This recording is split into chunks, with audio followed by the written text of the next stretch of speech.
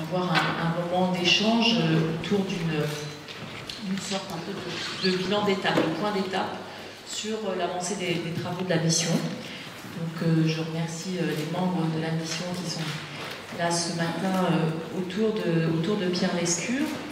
Je voulais vous rappeler que l'enjeu de la mission, c'est bien sûr de repenser les instruments de l'exception culturelle à l'ère du numérique.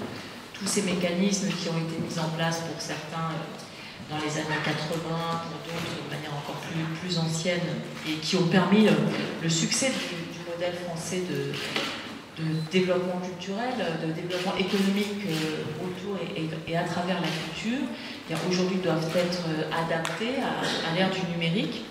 On est bien sûr dans des discussions, dans des enjeux qui concernent le droit d'auteur, qui concernent la fiscalité, qui concernent donc évidemment les relations entre les artistes, les créateurs et les diffuseurs, mais qui concernent aussi bien sûr les relations entre les créateurs et leur public. Quand le public utilise les réseaux pour avoir accès à ses œuvres, eh bien, on appelle ce public des internautes, mais c'est un public et donc en tant que tel, il est aussi dans une relation bien particulière de confiance et d'amour avec l'œuvre et avec les artistes. Donc il s'agit là aussi d'adapter ces mécanismes au domaine et aux évolutions du numérique. Mais l'évolution concerne aussi les relations entre les différents acteurs entre eux, puisque avec le numérique, on a évidemment des problèmes spécifiques de fiscalité, de territorialisation des mécanismes de régulation, de territorialisation des mécanismes de financement, et en aucun cas les potentialités d'échapper à cette territorialisation ne peuvent être considérées comme des obstacles incontournables ou indépassables pour refonder les modèles d'exception culturelle. Je dois dire qu'on s'inscrit aussi dans le cadre de la réflexion globale engagée par le gouvernement autour de la notion de compétitivité. Et ça, j'insiste beaucoup là-dessus. Les industries culturelles, les industries créatives en France sont un élément essentiel de la compétitivité de notre pays. Et donc, il n'est pas audible d'opposer les industriels du numérique, les industriels qui produisent des matériels, des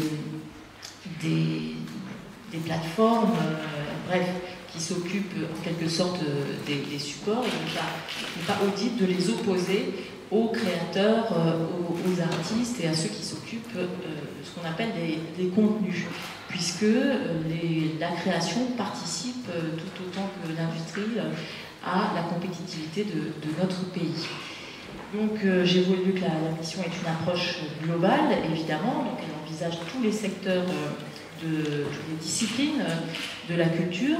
Elle est interministérielle, on a eu ce matin un comité de pilotage avec les autres ministères qui sont concernés, évidemment l'économie et les finances, le redressement productif, l'économie numérique, les affaires étrangères, bien sûr, et le commerce extérieur. Le ministère de l'Éducation nationale, quant à lui, fait partie des personnes qui auditionnent dans le cadre du travail sur les exceptions pédagogiques. Et le ministère de l'Enseignement supérieur et de la Recherche est associé par ailleurs, puisqu'on travaille aussi sur la question de l'université, tu nous expliqueras ça après. Donc c'est bien un écosystème qu'on doit envisager, donc pas de frontières de discipline, on a un périmètre large. Les affaires étrangères, c'est parce qu'il y a aussi une dimension évidemment européenne très forte. On est dans des discussions évidemment permanentes avec la Commission européenne sur le numérique et le droit d'auteur, sur les mécanismes de l'exception culturelle. Mais il y a aussi d'autres partenaires internationaux qui sont très intéressés par les travaux de la mission Lescure. Et je pense par exemple au Brésil, puisque la ministre brésilienne de la Culture était là hier et qu'elle est eux aussi sont dans une démarche de réflexion et d'étude de ce qui existe ailleurs dans le monde. Donc j'ai souhaité que cette démarche soit donc globale et Pierre-Armin Nicart-Lescure a mis en place une méthode qui est absolument transparente, qui est interactive, qui est accessible à tous via le site internet dédié, où vous trouvez bien sûr un compte-rendu des auditions qui sont réalisées, des comptes-rendus audio et vidéo. Il y a un blog qui permet de recueillir les propositions des internautes. La mission, elle a bien avancé d'ores et déjà dans le nombre d'auditions réalisées. Donc, Pierre va dans quelques instants vous exposer évidemment le détail de sa méthode, de ses auditions et puis les premiers axes de diagnostic en tout cas. Mais je voulais aussi vous dire, avant de passer la parole, que le chantier de la mission Lescure est évidemment essentiel, la mission Culture Acte 2, mais pour autant, il y a aussi des dossiers d'actualité qui ne peuvent pas attendre la fin des travaux de la mission et qui nécessitent une action donc, rapide, immédiate du ministère de la Culture et sur lesquels, bien sûr, j'ai donc continué d'avancer. Il y a des chantiers qui sont en cours, il y a le chantier sur le contrat d'édition numérique. Et donc la discussion a repris entre les éditeurs et les auteurs et j'espère, et je réinsiste de nouveau là-dessus, je souhaite absolument qu'elle aboutisse. Il y a la discussion de la Lex Google, la création d'un droit voisin au droit d'auteur pour contribuer au financement des éditeurs de presse, pour lequel, vous le savez, on a confié un travail de médiation à Marc Schwartz avec Google en particulier, qui doit aboutir d'ici la fin de cette année. Sinon, eh bien, il y aura un projet de loi qui sera déposé afin de pouvoir avoir un financement normal, je dirais, de la presse, dont les contenus et dont l'enrichissement des contenus eh bien, permet l'actualisation permanente des sites agrégateurs de ces contenus, et donc il est absolument normal qu'ils participent au financement. Bien sûr, il y a la question de l'audiovisuel et du financement audiovisuel et du cinéma, et à Bruxelles, vous le savez, nous avons donc retiré fin octobre la notification qu'on avait faite de la TSTD, et nous sommes en train, le gouvernement est en train de discuter avec la Commission sur le nouveau texte que nous leur soumettons, qui permettra donc de garantir la pérennité d'un système de financement du cinéma et de l'audiovisuel. Sur l'aspect européen, je veux aussi vous rappeler que j'ai pris l'initiative d'une lettre envoyée aux 3 commissaires concernant Creus, Barnier et Vassiliou, concernant à la fois la nécessité de mieux prendre en compte les questions culturelles au sein des politiques européennes, notamment dans cette période où l'Europe cherche à la fois des outils de développement de redémarrage économique, mais aussi des outils de citoyenneté et de lien social. Et donc la culture est vraiment à la confluence de ces deux objectifs. Et puis, sur la question du droit d'auteur et sur la question de l'adaptation de nos mécanismes à l'ère du numérique et de la mondialisation. Et cette lettre a été co-signée par 11 autres ministres européens de la culture, et donc elle a été adressée au commissaire la semaine dernière. Enfin, le dernier point que je veux souligner, c'est que le ministère s'engage résolument pour l'année 2013 dans une démarche qui est aussi le développement d'une offre culturelle institutionnelle sur Internet. Pierre va nous parler de l'offre légale. Il y a en quelque sorte les établissements du ministère de la Culture sont déjà dans cette démarche-là. L'espace numérique, c'est un espace public, et donc la culture dans l'espace public est évidemment pour moi une priorité, un chantier majeur. Et la question de la mise à disposition de ces outils formidables que recèle l'ensemble des institutions culturelles de ce pays via Internet, via les réseaux pour nos concitoyens, est bien entendu un enjeu de création, de diffusion. C'est un espace de conquête essentiel. Donc, vous le savez, dans le cadre notamment des investissements d'avenir, maintenant à travers la Banque publique d'investissement, il y a un plan de numérisation qui est engagé et ainsi on a à la fois la numérisation des œuvres indisponibles dans le cadre de la loi avec la Bibliothèque nationale de France. Il y a un grand travail de numérisation sur le musée Picasso aussi, puisque ce sera le prochain chantier après Pompidou, après le Pompidou virtuel, et puis sur les archives, puisque les archives, là aussi, c'est un enjeu de citoyenneté. Les archives sont un élément indispensable de lien entre les citoyens contemporains et notre histoire. Aujourd'hui, on a 300 millions de pages numérisées par les services publics des archives, que ce soit les archives départementales ou les archives nationales. 300 millions de pages. Et donc, c'est une mine, c'est une valeur inestimable qui, là aussi, est mise à disposition de nos concitoyens. Dans le cadre du centenaire du premier conflit mondial, nous aurons aussi un travail spécifique avec les archives départementales et nationales autour de la numérisation des parcours, des biographies des soldats de la Première Guerre mondiale à travers leur numéro de matricule. Là, c'est un chantier important qui va mobiliser beaucoup d'énergie, mais qui, je crois, sera une manière à la fois très, très vivante et très moderne de donner accès à une image plus proche de la réalité de ce qui s'est passé de la Première Guerre mondiale. Et ce chantier de numérisation sera fait en partenariat entre le ministère de la Culture et les conseils généraux qui gèrent les archives départementales. Mais voilà, j'ai fait un petit panorama des actions du ministère, donc maintenant je laisse à Pierre Lescure le soin de vous présenter l'état des lieux de la mission. Merci Aurélie.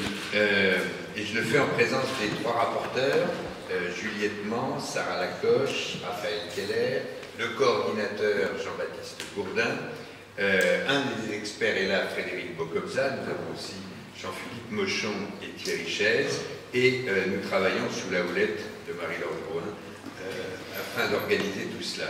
Cette équipe, elle a déjà 60 auditions au compteur, 60 auditions qui, je crois, sont, vous avez peut-être pour certaines d'entre elles, observées ou écoutées sur le site qu'évoquait Aurélie Filippetti et qui sont la base d'illustration de cette méthode que tu as bien voulu louer.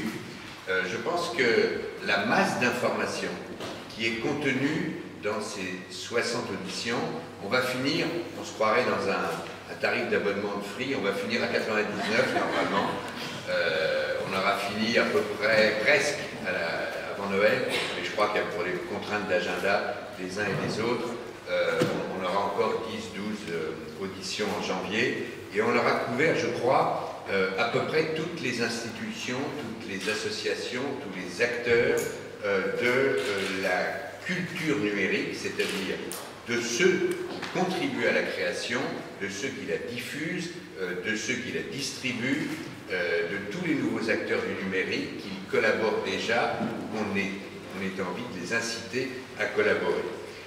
Au-delà de la quantité, qui je crois est attendue vers l'exhaustivité, il y a eu très peu de refus de venir collaborer. On reçoit même cet après-midi, ça doit être la 56e audition, on reçoit même le Parti Pirate cet après-midi.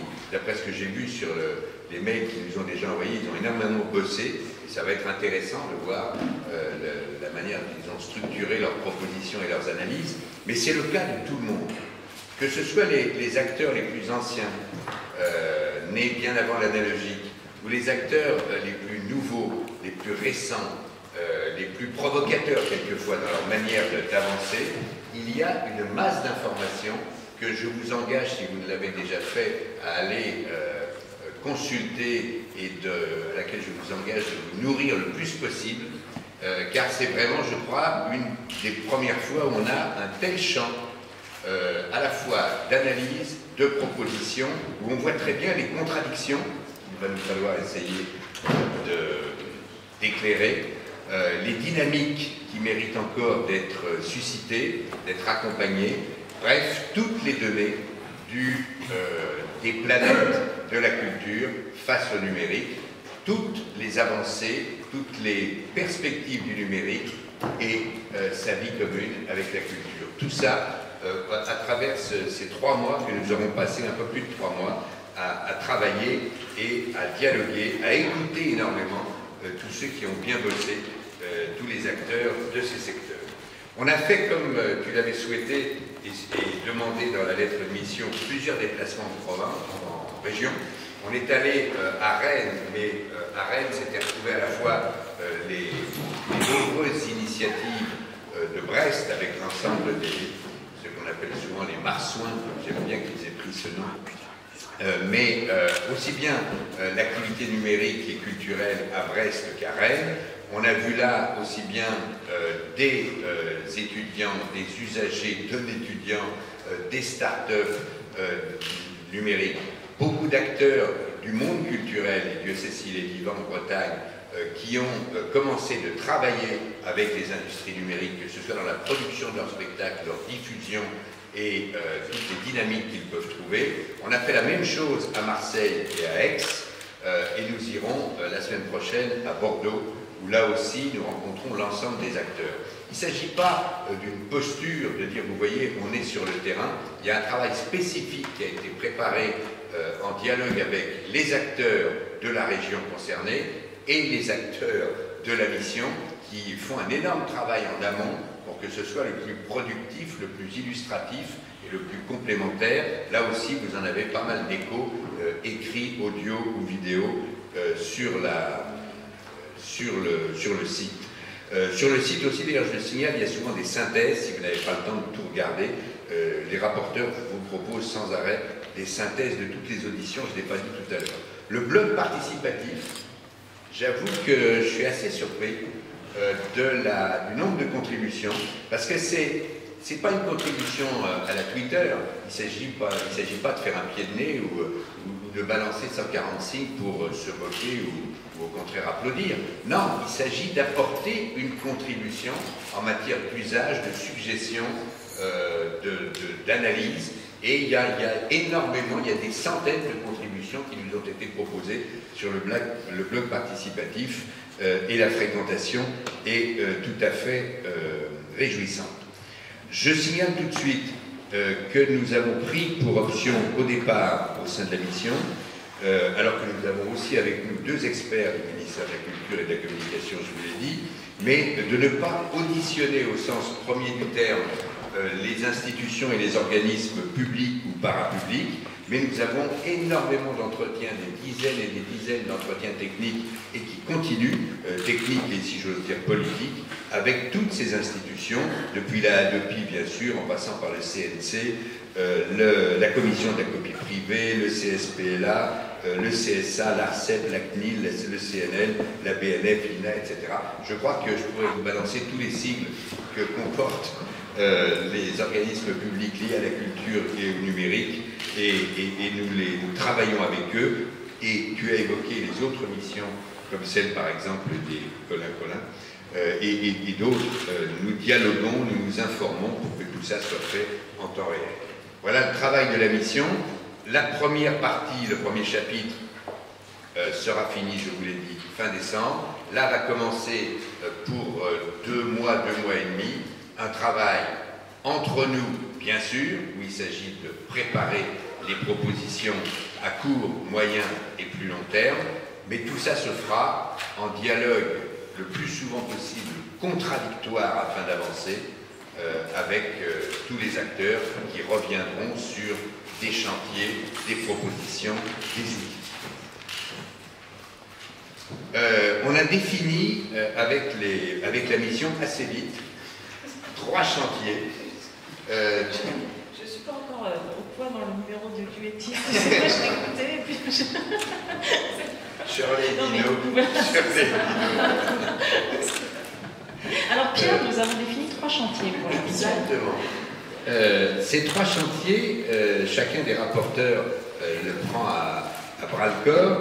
il y a l'accès des publics aux œuvres culturelles et donc le développement de l'œuvre légale, la rémunération des créateurs, le financement de la création et la protection et l'adaptation des droits de propriété intellectuelle. Je vais aller assez vite pour qu'on ait le temps de répondre au jeu des questions et des réponses, mais je crois que vous avez l'ensemble des fiches que nous avons préparées à votre intention dans le dossier qui vous a été remis ou qui vous sera remis dans quelques instants. Sur l'accès des publics à la culture et le développement de l'œuvre légale, c'est évident que c'est un chantier essentiel pour nous, puisque d'entrée, dès la conférence de presse que tu avais tenue, et j'étais à tes côtés pour lancer la mission, on disait bien que l'œuvre légale, ça allait de soi, mais c'était aussi le meilleur argument, le plus réjouissant pour répondre au piratage. Aujourd'hui, l'œuvre légale, elle mérite que nous y travaillons. La situation de la jeunesse qui cristallise les attentions mérite une analyse particulière, mais c'est avant tout pour que la satisfaction, l'appétit des usagers, quel que soit leur âge, soit satisfait que nous travaillons énormément sur cette donnée. Il est évident que promouvoir la compétitivité des industries culturelles françaises, c'est un autre domaine qui nous importe parce que jusqu'à aujourd'hui, ça n'est pas vous faire une révélation que de dire que ce sont souvent des acteurs étrangers, particulièrement américains, issus des industries du numérique, qui ont su répondre le plus rapidement et surtout le plus efficacement aux nouvelles attentes des consommateurs. iTunes, c'est quand même 50% du marché de la musique en ligne, 30% de la VAD. Il ne s'agit pas d'aller contre, il s'agit de s'inscrire dans cette dynamique et pourquoi pas en VAD qu'il y ait demain de véritables champions français. Il est évident que cette prédominance américaine, on l'a connue en d'autres temps et on a su y répondre de façon dynamique et pas par l'exclusive. Cette prédominance américaine soulève des problèmes de souveraineté économique et culturelle. C'est pour ça que ça nous concerne tous et toutes, et c'est pour ça que nous tentons d'y répondre. Donc, il nous faut pour cela essayer de renouveler, c'est ce que tu attends de nous, renouveler les formes de l'action publique à l'heure du numérique. Les outils de la politique culturelle française ont été, pour la plupart, tu l'as dit d'un mot, inscrits et écrits dans la loi, la régulation, les réglementations, au début des années 80. Depuis, on a, je ne veux pas caricaturer, mais on a un peu rigolé, on a répondu à l'actualité. Aujourd'hui, il faut vraiment s'adapter. Ça ne s'applique plus aujourd'hui aux éditeurs français, ou alors, par exemple, la politique des quotas ne s'applique qu'aux éditeurs français, et ça les met en difficulté, et on sait bien qu'à l'heure de la délinéarisation, ça n'est plus une réponse suffisante. L'état des lieux de l'offre légale, il existe par exemple en musique aujourd'hui une quarantaine de plateformes de musique, dont 7 proposent plus de 15 millions de titres. Il y a plusieurs modèles tarifaires. On peut considérer que l'offre musicale est déjà à bon niveau. On peut encore faire mieux, on peut travailler la diversité des offres tarifaires, on peut les rendre plus performantes à la fois pour les usagers et pour les ayants droit et pour la dynamique des plateformes, mais on peut dire que là, beaucoup de travail a été fait. En matière de cinéma et d'audiovisuel, l'offre de vidéo à la demande est diversifiée, sans doute, mais ces prix qui sont déjà élevés ont plutôt tendance à augmenter. Ça nous semble être un très mauvais signe, et en tout cas ne pas répondre à la réalité de la demande et de l'attente aujourd'hui. Les catalogues restent incomplets malgré les efforts qui ont déjà été faits. C'est vrai que le coût de numérisation reste un problème pour un certain nombre de détenteurs de catalogues. Ils y ont été aidés, il faut encore y réfléchir, parce qu'un certain nombre d'aides peuvent être remises en cause, mais plus encore, il est évident que la chronologie des médias freine la bonne utilisation dynamique, pleine et entière des catalogues. Il faut qu'on réfléchisse là-dessus, on a commencé. L'offre de télévision de rattrapage s'est considérablement enrichie, singulièrement bien sûr les grandes chaînes historiques, publiques et privées. C'est encore très modeste, évidemment, essentiellement pour des questions de coût sur les chaînes de la TNT. Le livre entre dans le numérique à reculons. Je crois qu'il y a un vrai sujet, parce qu'à la fois, c'est vrai qu'on peut se dire, bah, tiens, certains peuvent se dire dans la filière du livre, finalement, dans la filière de l'édition, on est moins touché, si on prend ça comme une agression, par le livre numérique que ne le sont nos collègues américains ou anglais. Je pense que ne pas s'y préparer aujourd'hui, c'est nier que tôt ou tard, les tablettes numériques destinées à la lecture vont se développer, elles le font déjà, et quand on constate qu'aujourd'hui il y a à peu près 90 000 titres disponibles en numérique pour 620 000 références, on est trop loin du compte pour ne pas s'en inquiéter. Donc le manque de disponibilité des catalogues, c'est l'un des sujets qui nous mobilise. Le faible consentement à payer ne pourra être discuté et balancé que dès lors qu'on sera évidemment très efficace sur le plan de l'offre. Ça, c'est le premier chantier. Le deuxième chantier, c'est la rémunération des créateurs. C'est évidemment une avancée, une transition qui est inégalement avancée selon les secteurs. C'est le moins qu'on puisse dire pour l'instant.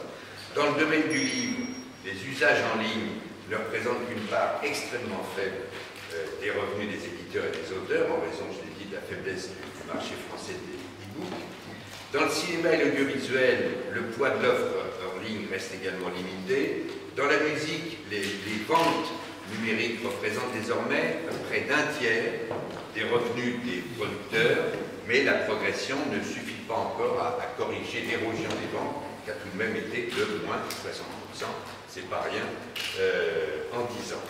En fait, le secteur qui semblerait aujourd'hui s'en tirer le mieux, c'est le jeu vidéo, mais c'est intéressant de tirer toutes les conclusions parce que le jeu vidéo, au-delà de son adéquation avec le support, on peut dire aussi qu'il a eu une capacité à s'adapter aux nouveaux usages et beaucoup aux nouvelles modalités de monétisation, et c'est un exemple dont on peut sûrement tirer des leçons.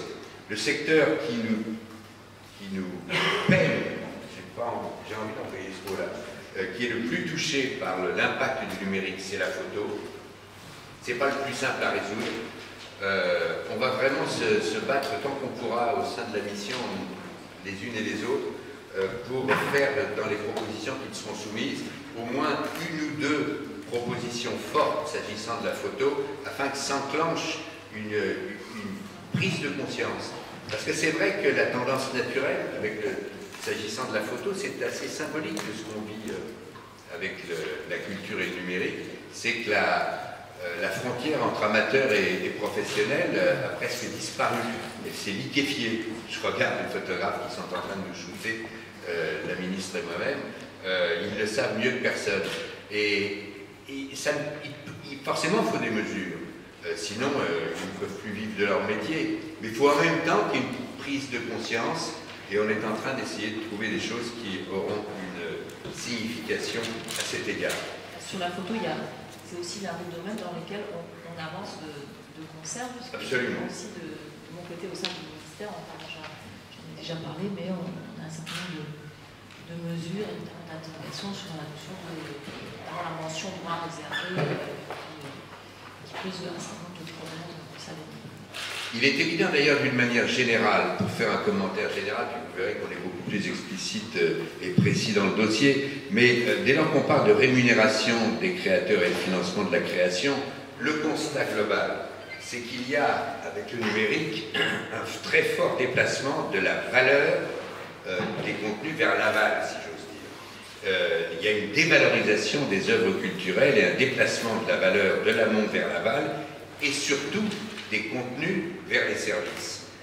C'est très bien que les services gagnent énormément d'argent, mais il faut qu'on retienne un véritable équilibre dynamique et même vital dans la valeur des contenus. C'est un peu comme si, autant vous n'étiez pas né, mais où je regardais déjà le câble, si toute la valeur était allée vers les tuyaux et n'était pas allée vers les contenus, on imagine les conséquences dramatiques. Le partage de la valeur est souvent contesté. Nous sommes au milieu de ce débat et on va essayer d'en tirer les meilleures conclusions. D'une part, certains des éditeurs de services en ligne reprochent aux ayants droit d'imposer des conditions tarifaires trop calquées sur le monde physique. La critique est exagérée, mais elle n'est pas complètement fausse de notre point de vue. Et d'autre part, les créateurs, auteurs, artistes s'estiment insuffisamment rémunérés au titre de l'exploitation en ligne de leurs œuvres, et c'est tout le débat relatif à la gestion collective de la musique en ligne ou au contrat d'édition numérique. Ce ne sont là que quelques illustrations. Il est évident que les aides à la création sont pour certaines d'entre elles inadaptées, tu l'as dit dans ton propos introductif. Le développement du numérique fragilise certains mécanismes de rémunération et de financement existants, qu'ils soient généraux ou spécifiques à un secteur, comme le COSIP. Ces mécanismes n'ont pas été créés spécifiquement pour l'univers numérique, mais résultent d'une adaptation aux nouvelles technologies. Et ça va nous amener, je crois, à une réflexion. Ce sera un grand chapitre de nos conclusions. Évidemment, il va falloir revenir sur la définition d'un certain nombre de statuts d'aujourd'hui, à commencer par celui de l'hébergeur. Alors, évidemment, les hébergeurs grimpent au rideau du ministère ou d'ailleurs, dès qu'on leur dit ça. Il n'y a plus de rideau, et c'est bien fait. Mais ce n'est pas une provocation que de dire ça. Il ne s'agit pas de dire on va changer votre statut juste pour vous taxer. Il s'agit simplement d'adapter la réalité de la situation d'aujourd'hui et d'adapter la définition des statuts à la réalité d'aujourd'hui. Un hébergeur aujourd'hui ne peut plus revendiquer la même neutralité qu'au début de son activité. Ça ne veut pas dire qu'il est totalement devenu un éditeur, ça veut dire qu'il faut trouver les mots, trouver les descriptions et donc la définition des statuts qui correspondent vraiment aux usages et au développement d'aujourd'hui. Et alors, à l'époque de Beaumarchais, les hébergeurs, c'était les entreprises de diffusion des pièces de théâtre, les propriétaires des théâtres. En fait, c'était les hébergeurs de l'époque. C'est comme ça qu'est né le droit d'auteur. Alors, comment vas-tu faire aujourd'hui, que proposes-tu de faire aujourd'hui pour adapter le droit d'auteur à la propriété intellectuelle aux nouveaux hébergeurs? Le droit d'auteur, fondamentalement, c'est la plus belle illustration de ce que tu nous as donné comme mission. Il s'agit de maintenir et de pérenniser les principes tout en adaptant les modalités. Donc, je n'ai pas encore la réponse, madame, si vous me laissez encore un week-end. Mais c'est évident que là, on est dans ce qui est le plus sensible, j'allais dire touchy, mais je n'ai pas le droit de le dire dans ces murs, et tant mieux. Mais c'est là que on doit travailler on doit maintenir le fondamental, et pas seulement pour faire plaisir à la mémoire de Beaumarchais, mais qu'il faut s'adapter parce qu'aujourd'hui, il y a un certain nombre de dispositions qui ne sont plus tout à fait adaptées. On y travaille déjà beaucoup. On voit bien qu'on s'adapte bien en matière d'exception. Il faut qu'on s'adapte aussi sur le fondamental du droit d'auteur. Évidemment, en parlant du droit d'auteur, on va parler de sa défense. Évidemment, on donnera la réponse à la question de l'avenir de la réponse graduée. Mais je dois vous dire d'ores et déjà, sans donner aucune réponse précise, que notre travail, nos travaux pratiques seront beaucoup plus importants sur la lutte contre la contrefaçon et la façon dont se nourrissent les sites illégaux. Donc c'est vraiment suivre la trace de l'argent, pour le dire en français, à la fois lutter contre les sites illégaux en amont et faire en sorte de tarir leurs sources de financement. Ce sera beaucoup plus important encore que la réponse graduée. Parfait, merci beaucoup Pierre de cet exposé.